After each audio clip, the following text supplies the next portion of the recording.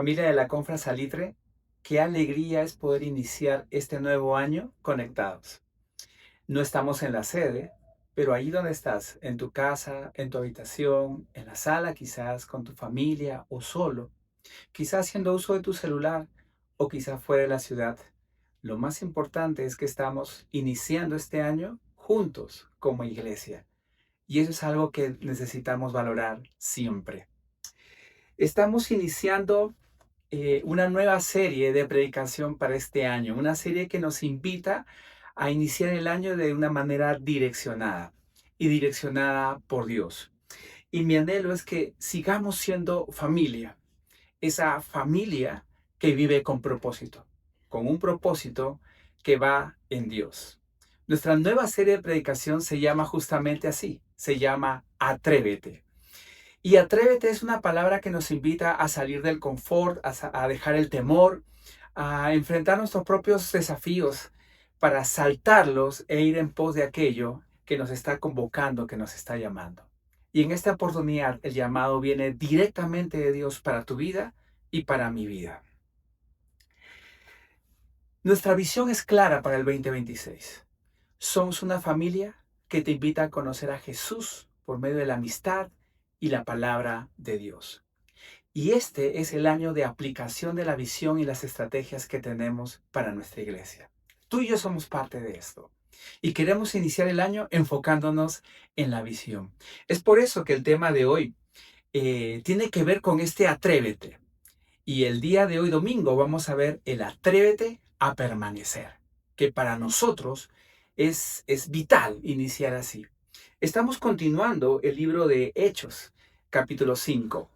Y quisiera que recordemos un poco los acontecimientos finales que vimos el año pasado, en el mes de noviembre, cuando hablábamos de la oposición que tenía la iglesia en el momento que estaba creciendo. Y permíteme recordarte un poquito cómo estaba, qué es lo que estudiamos, qué es lo que revisamos en esa oportunidad. Vamos a estudiar hoy Hechos capítulo 5, del 32 al 42.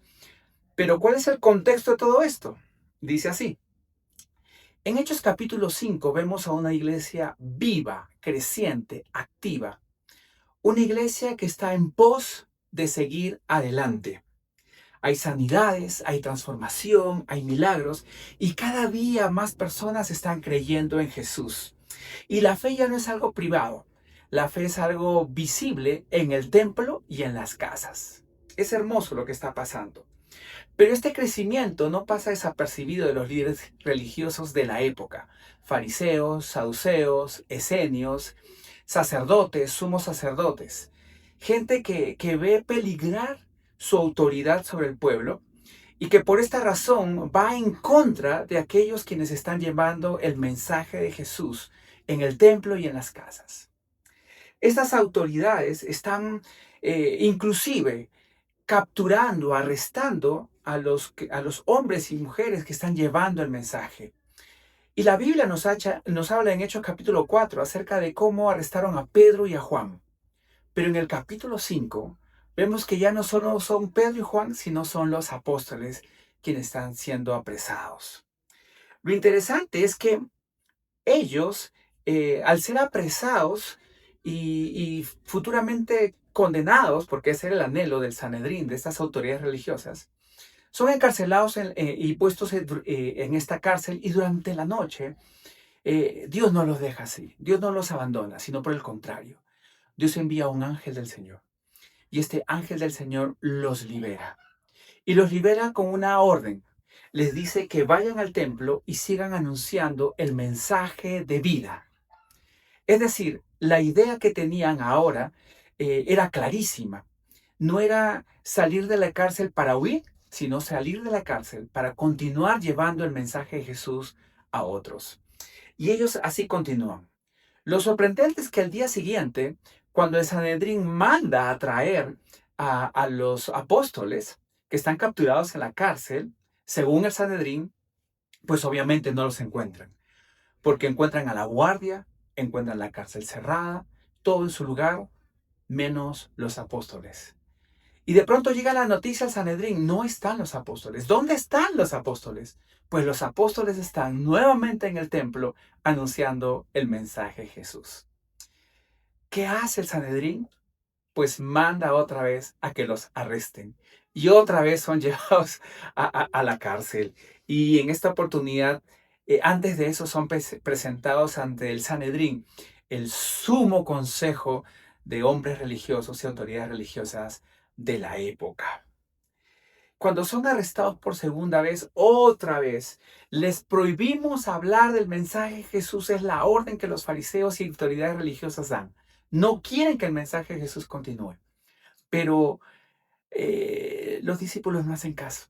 Los discípulos no tienen temor a la cárcel. Los discípulos permanecen. Los apóstoles continúan con la misión que les encomendó Jesús. Y esto incomoda mucho a los líderes religiosos. Y están molestos y están fastidiados. Y hay un ambiente muy tenso y hay mucho anhelo de ejercer toda la autoridad y todo el peso de la ley que tenían en ese momento las autoridades religiosas sobre los apóstoles. En este contexto, en esta realidad, es que viene Hechos capítulo 5, versículos del 33 al 42, y es el que hoy vamos a estudiar. El contexto nos cuenta finalmente que el Sanedrín les ordena, les prohíbe hablar de Jesús. Y la respuesta que eleva los odios, los fastidios, la incomodidad del Sanedrín es la respuesta de los apóstoles, quienes le dicen a ellos: es necesario obedecer a Dios antes que a los hombres.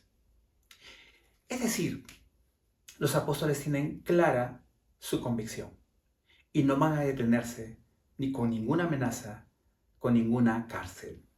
Es decir, ellos se atreven a permanecer y saben que permanecer traerá oposición. Saben que permanecer traerá enfrentarse a la neutralidad y saben que permanecer finalmente trae alegría a quien vive bajo esa convicción. Los apóstoles deciden ser testigos de Jesucristo, este hombre que hizo grandes milagros, este hombre que murió por ellos, este hombre que fue crucificado, este hombre que es resucitado y que finalmente les encomienda a ellos llevar este mensaje. Los apóstoles son claros en entender que son testigos de Jesucristo y van a ir hacia ello. Por eso, vamos a Hechos 5, del 33 al 42, y el primer punto de nuestro bosquejo nos dice que permanecer, atreverse a permanecer, traerá oposición, y una oposición severa. Permíteme leer el versículo 33, que es una simple frase llena de significado. Dice: los que oyeron, es decir, el Sanedrín, los líderes religiosos, los que oyeron se enojaron mucho y querían matarlos. Imagínate el nivel de odio, el nivel de oposición que hay en contra de aquellos que están llevando el mensaje de Jesús. Están tan furiosos que quieren matarlos. Estamos hablando de los líderes religiosos que llevan el mensaje de Dios al pueblo. Pero cuando la emoción supera la razón, se producen este tipo de cosas que son tan dañinas. Como decíamos al principio, el capítulo 4 nos habla de Pedro y Juan arrestados. El capítulo 5 nos habla de los apóstoles arrestados. Es decir, cuando el crecimiento es mayor, el amor es colectivo, pero también la oposición es contra todos aquellos que están llevando el mensaje de Jesús. Y esto es algo que tú y yo tenemos que entender. Si como iglesia nos unimos en nuestra convicción de permanecer y permanecer llevando el mensaje de Jesús, vamos a tener oposición. Y probablemente no una oposición cualquiera, una oposición férrea, dura, drástica, severa contra aquellos que llevamos el mensaje. Pero los apóstoles están tranquilos y están en paz. Confían en el poder de Dios, no en la autoridad religiosa. Y entienden que están ahí no para sufrir, sino para cumplir con un propósito mayor, con un propósito que los lleva hacia la eternidad, no con una autoridad temporal que los está amenazando. La verdad es que hay que tener claro que tener la convicción de permanecer inicia en casa. inicia en lugar allí donde estamos. Y hoy que tú estás en tu casa, hoy que estás escuchando esto en tu celular, piensa en esto. Ahí donde estás, empieza la convicción de permanecer a pesar de la oposición. No somos llamados a pelearnos con la gente. Somos llamados a vivir de manera correcta como Cristo mandó. Y con un testimonio claro y con un mensaje centrado en Jesucristo, compartirle a las personas que ellos también pueden encontrar esperanza en medio de un mundo que no la tiene. La fe auténtica no depende del ambiente, sea este amigable o hostil. La fe auténtica se sostiene en la convicción que tenemos en el llamado que Jesucristo te ha hecho a ti y me ha hecho a mí. Por lo tanto, somos llamados a recordar que la fidelidad a Dios puede incomodar a otros, pero jamás será un error en nuestra vida. Por lo contrario, será la decisión acertada. Entonces, lo primero que aprendemos es que permanecer siempre traerá oposición. Pero no solamente eso, sino que permanecer nos envía a enfrentar la neutralidad. Y esto, quiero dedicarle más tiempo a esta sección, porque creo que esta es la lucha en la que tú y yo nos podemos encontrar también. Tú y yo podemos ser personas que vivimos en la neutralidad. ¿Y qué nos enseña el texto acerca de la neutralidad?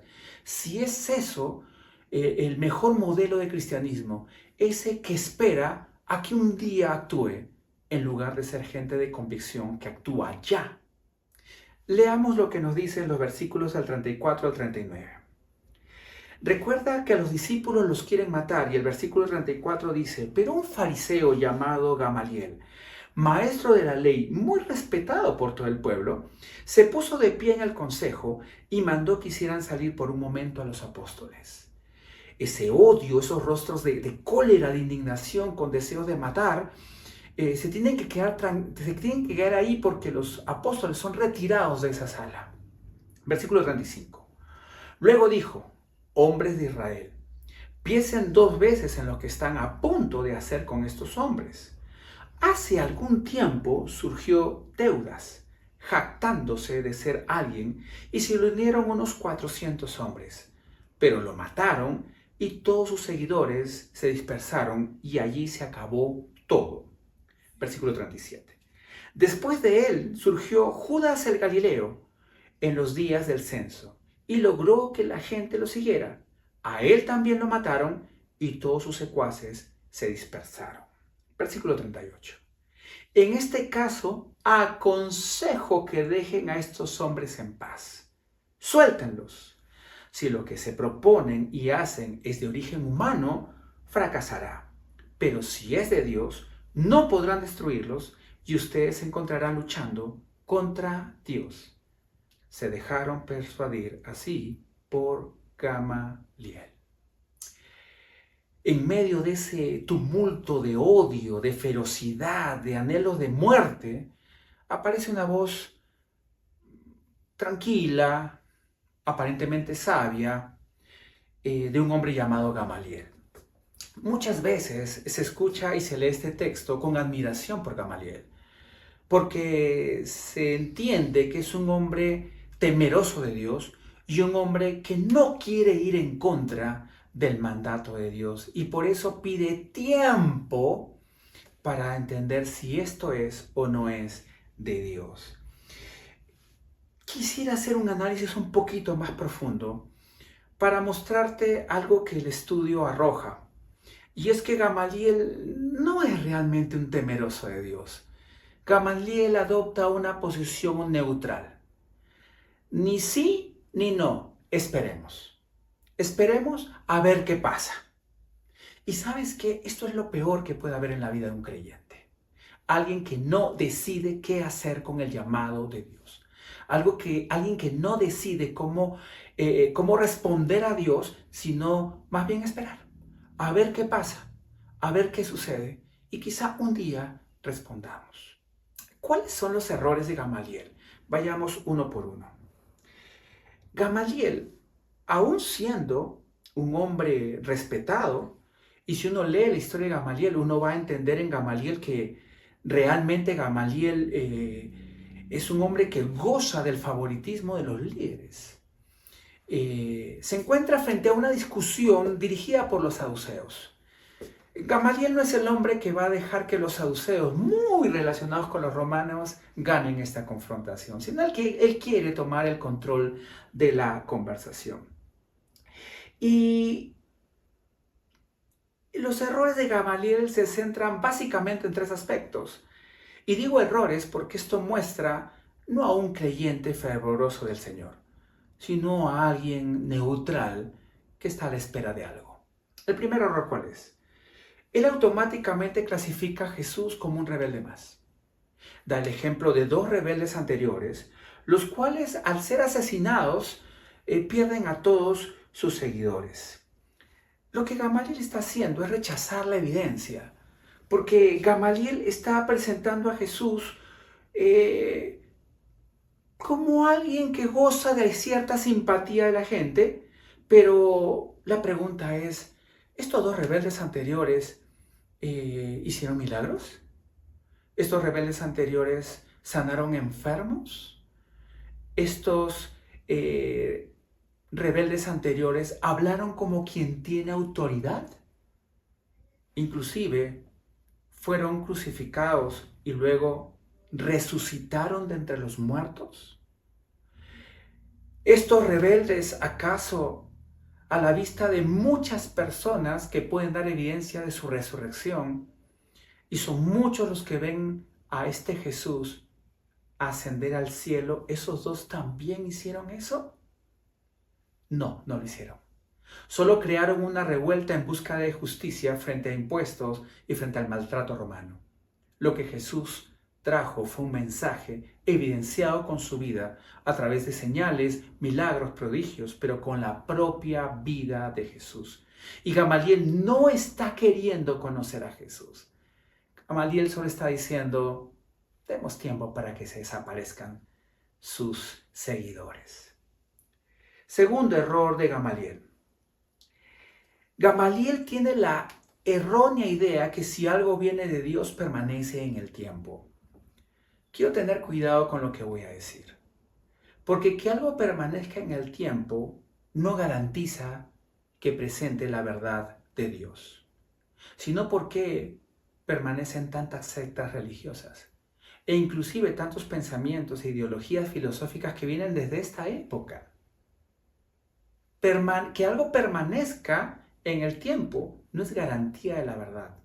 Garantía de la verdad en Jesucristo es que creemos en Jesús, lo aceptamos, creemos en su palabra y decidimos vivirla. Y parte de la vivencia es llevar el mensaje de Jesús también a otros, para que ellos vivan como nosotros vivimos la enseñanza de Jesucristo. Y Gamaliel no está aceptando la enseñanza de Jesucristo. Gamaliel simplemente está soltando una teoría que en el momento parece útil, que inclusive podemos decir que Dios hasta usa para salvar a los apóstoles, pero que no presentan una fe auténtica en Gamaliel, sino una idea inteligente para sobresalir entre los demás. ¿Cuál es el tercer error de Gamaliel? Y tal vez la debilidad más grande. Gamaliel fomenta una neutralidad muy mala en un creyente. La neutralidad de no decidamos si son o no son de Dios. No sigamos doctrina, no conozcamos a ese Jesucristo. Esperemos a ver qué pasa. Y ¿sabes? Esa no tiene que ser nuestra respuesta frente al llamado del Señor. Nuestra respuesta tiene que ser clara. O sí o no. Y si es no, claramente sabemos que no vamos a seguir al Señor. Y el Señor tratará con nosotros. Pero si es sí, nuestra vida tiene que evidenciar ese sí. Y se evidencia a través de ¿qué? De decisiones claras, de creer en Jesús, vivir su palabra y responder a su llamado. Gamaliel no lo está haciendo. Los discípulos sí, los apóstoles sí. La pregunta es, ¿a quién nos parecemos tú y yo? Al Gamaliel que dice, esperemos a ver qué pasa, qué hacen los otros para ver qué pasa y después decidimos. ¿Ese es el cristianismo tuyo y mío? No, no somos llamados a ese cristianismo. Somos llamados al cristianismo de la convicción. de la acción, del que responde al llamado, del que dice, Señor, yo sí voy a ir y a ser discípulos. Queridos amigos y amigas, pensemos en esto, querida familia. Gamaliel no es el modelo de la decisión de un buen creyente. Gamaliel no elige la fe. Gamaliel elige ver qué pasa en el tiempo y no complicarse la vida. Gamaliel es la persona que prefiere la neutralidad a la decisión. Esa no es nuestra forma de vivir y no debemos dar ese modelo, porque ese modelo es visible en nuestra vida. Se nota cuando un cristiano tiene una convicción clara que lo lleva a la acción y se nota cuando un cristiano es neutral. ¿A qué te llamó el Señor? Es a lo que tú debes preguntarle a Él y responder a su llamado. Nosotros no somos neutrales. En la Confra Salitre queremos ser fieles al llamado del Señor. A pesar de que permanecer trae oposición y a pesar de que permanecer nos lleva a luchar contra la neutralidad y ser gente de convicciones y de acciones. Pero lo más hermoso de este mensaje es cómo termina esta sección. Porque a pesar de la oposición y la neutralidad, permanecer trae alegría a la vida. Veamos qué nos dice el tercer punto de nuestro bosquejo. Permanecer trae alegría a la vida. Hechos 5, del 40 al 42. Entonces llamaron a los apóstoles y luego de azotarlos, les ordenaron que no hablaran más en el nombre de Jesús. Después de eso, los soltaron. Así pues, los apóstoles salieron del consejo, llenos de gozo por haber sido considerados dignos de sufrir afrentas por causa del nombre de Jesucristo. 42. Y día tras día, en el templo y de casa en casa, no dejaban de enseñar y anunciar las buenas noticias de que Jesús es el Cristo. Los apóstoles son azotados, son amenazados, son humillados y advertidos de que no deben predicar a Jesús o el destino sería fatal. A pesar de que Gamaliel da un consejo de no hagamos nada contra ellos porque si esto no es de Dios van a desaparecer. A pesar de eso, los fariseos no se quedan contentos y saben que necesitan colocar su autoridad terrenal, humana y temporal sobre los apóstoles. Autoridad que para los apóstoles es inferior en comparación al llamado que Jesucristo les ha hecho. Por tal razón, ellos ven en el sufrimiento causado por llevar el mensaje de Jesús un gozo porque su propósito es eterno. Y en eso quiero animarte, porque a veces llevar el mensaje de Jesús traerá complicaciones, traerá dificultades, pero tú puedes gozarte en que Jesús es quien te llamó, que Jesús es quien te acompaña y que Jesús es quien te espera en todo momento y te guía en cada paso que das. Que nuestro hogar no es aquí, es allá, que Él está esperándonos y que todo lo que va a suceder en esta tierra está bajo su control y autoridad. Así que recordemos esto. Los apóstoles salen con gozo no porque son unos masoquistas, no porque están locos, no porque han perdido la fe y se han convertido en unos fanáticos religiosos. Los apóstoles saben que su propósito está siendo cumplido y si su Señor sufrió, ellos aceptan el sufrimiento porque están viviendo el mismo propósito que su Señor. Así que tengamos visión de eternidad, sigamos el modelo de Jesús, no creamos en un cristianismo de la comodidad, del sofá que me queda bien, de la línea de la cantidad de amigos que me rodean. Nuestro cristianismo es más importante que eso. Nuestro cristianismo es aquel que cruza fronteras para llevar el mensaje. Nuestro cristianismo es aquel que llega a la gente que de repente está en nuestro prejuicio, pero que Dios ama porque murió por ellos. Nuestro cristianismo es un cristianismo que se enfrenta a aquello que no ama al Señor.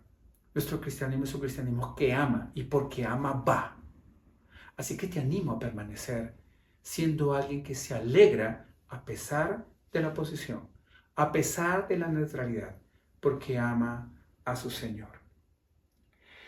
Cuando sabemos para quien vivimos, cualquier oposición, cualquier neutralidad, cualquier dificultad es menos, porque el Señor siempre será más. ¿Cuál es la aplicación general para nuestra vida? Y aquí sí quiero que volvamos a recordar cuál es la visión y las estrategias de nuestra iglesia. Somos una familia que te invita a conocer a Jesús por medio de la amistad y la palabra de Dios. Esa es nuestra visión. Y hacia eso apuntamos.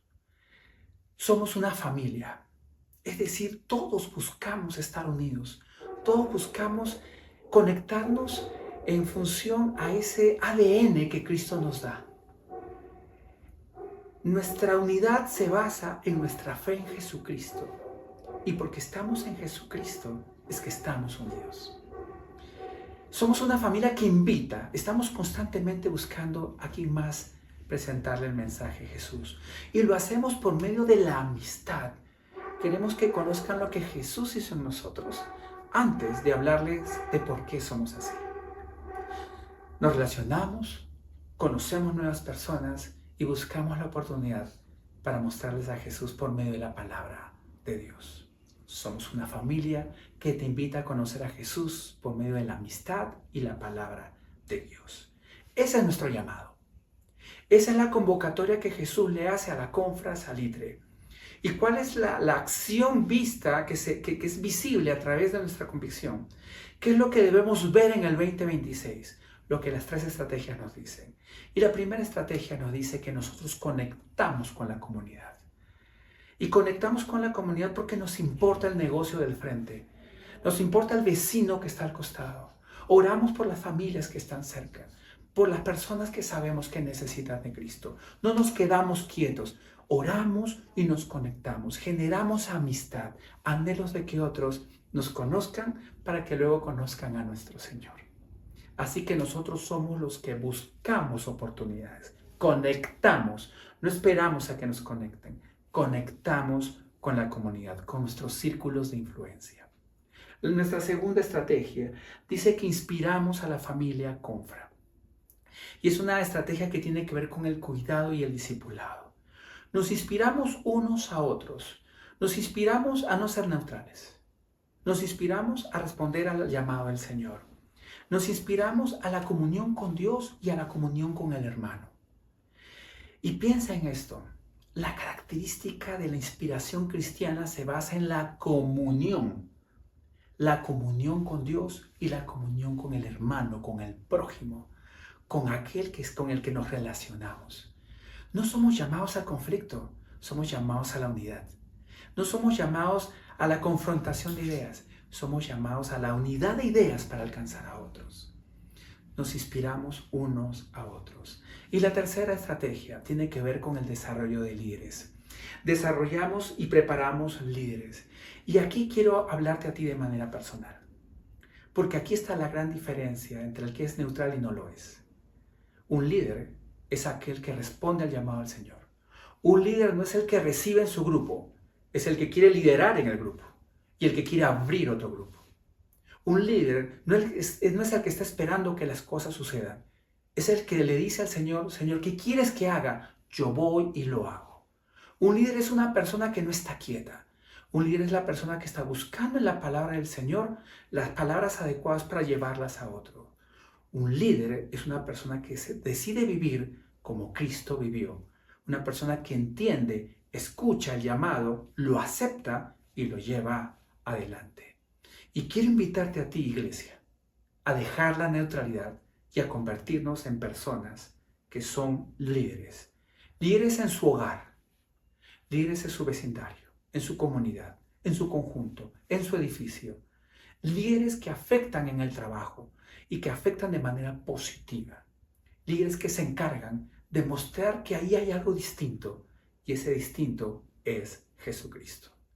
Así que ya sabes, la forma práctica de permanecer en el 2026 es que nos atrevamos a vivir la visión y que nos atrevamos a contactar con la comunidad, a inspirarnos unos a otros y a prepararnos y a preparar a otros líderes. Familia de la Confra Salitre, este es el año de la aplicación de la visión y Dios te llama a ti y a mí. ¿Qué vas a hacer tú? ¿Ser Gamaliel o ser esa persona que vive el llamado apostólico de llevar el mensaje de Jesús a otros?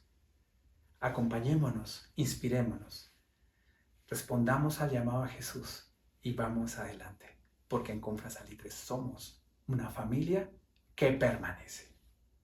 Familia, recuerda que el próximo domingo 11 de enero tendremos servicio virtual y el domingo 18 de enero volvemos a vernos en nuestra sede.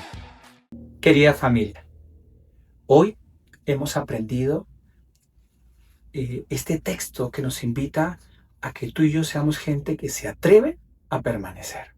El próximo domingo vamos a aprender juntos cómo una iglesia que responde a la convicción enfrenta desafíos y cómo esos desafíos requieren hombres y mujeres que se atrevan a servir. Así que nos vemos el próximo domingo para tocar el tema de permanecer y de servir al Señor.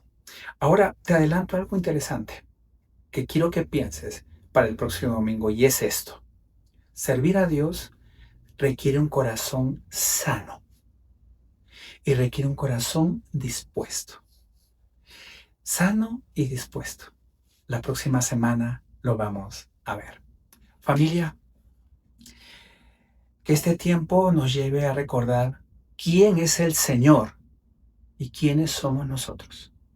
Nuestro Señor nos llama. Así que respondamos a su llamado. Y solo me queda decirte que recuerdes que en Confra Salitre somos familia. Abrazos para todos ustedes.